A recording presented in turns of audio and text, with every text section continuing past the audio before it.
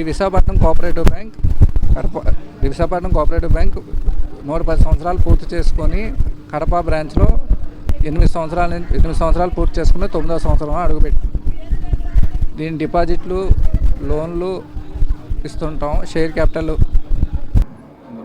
Visakhapatnam cooperative bank Kadapa branch సభ్యుల సమావేశము ఈరోజు అనగా 19/5/2025 తారీఖు నాడు జరుపుకోవడం జరిగింది. ఈ సమావేశం ఉదయం 10 గంటలకు మొదలైంది.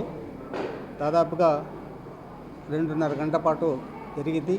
సమావేశానికి మన బ్యాంకు డైరెక్టర్లైనటువంటి జేవి సత్యనారాయణమూర్తి గారు, శ్రీ పాల్యం నారాయణ స్వామి గారు వచ్చి వారి అమూల్యమైన సలహాలని, మన యొక్క బ్యాంకు యొక్క అభివృద్ధి కార్యక్రమాలని, ప్రజలకు మన బ్యాంక్ ఏ విధంగా తోడ్పాటు చేస్తుంది, ఫ్యూచర్లో కూడా ఎటువంటి లోన్లు ఇవ్వాలి, బడుగు బలహీన వర్గాలకు ఏ విధంగా సహాయం చేయాలి అనే ఉద్దేశంతో మాట్లాడడం జరిగింది. మన బ్యాంకు ప్రారంభించి దాదాపు 8 సంవత్సరాలు పూర్తయింది.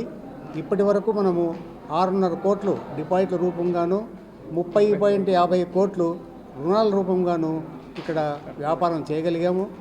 ఈ వ్యాపారం ఇంకా మరింత వృద్ధి చెందాలని అందరినీ విజ్ఞప్తి చేయడం జరిగింది.